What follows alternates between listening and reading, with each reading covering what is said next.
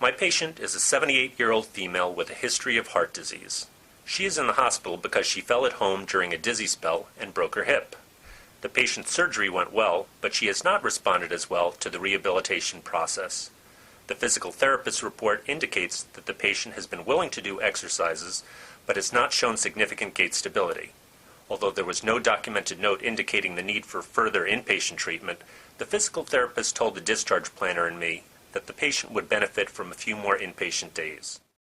The cardiologist has seen the patient and recommended increasing the dose of her antiarrhythmic medication and sees no reason why she cannot be followed as an outpatient to assess her response. He has no opposition to discharge today, especially after I told him that the daughter is very involved and can monitor her symptoms. I asked a pulmonologist to stop by and evaluate her because the physical therapist says she gets short of breath easily. She ordered pulmonary function tests and a chest x-ray, but I doubt that there's anything going on. The chest x-ray is clear, but the other test results won't be available until tomorrow.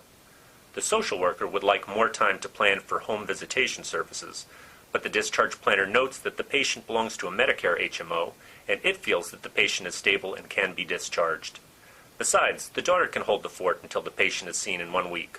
Let's push for discharge today. The patient is my mother. She has been living alone since my father died 4 years ago. I was worried that something like this would happen because I don't think she takes her heart medication all the time. She wants to be independent, but she really can't manage by herself anymore. I really can't afford to help her much financially, but she won't even accept the little I can offer. At least she'll be here in the hospital for a few more days until she's stronger and can walk. I got here early this morning to talk to the doctor. He's never here when I am.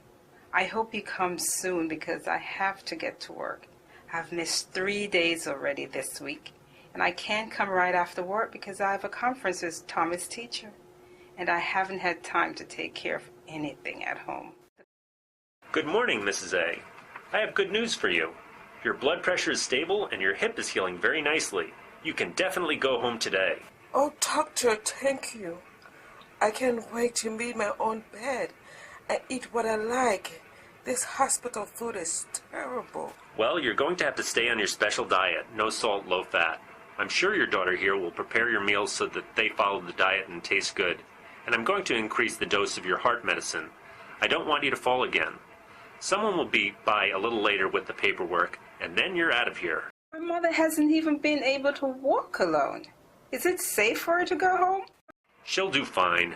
You can help her get to the bathroom, and make sure she doesn't stay in bed all day. She should be walking as much as possible.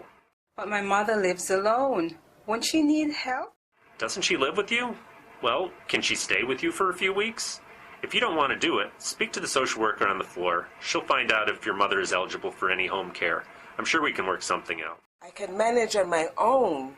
I don't want any strangers in my house. We'll talk about that later. And why are you increasing the dose of her heart medication? Are there any side effects? She's been on this medication before. There's really nothing to worry about. Of course, if something seems wrong to you, call me right away. What a nice man.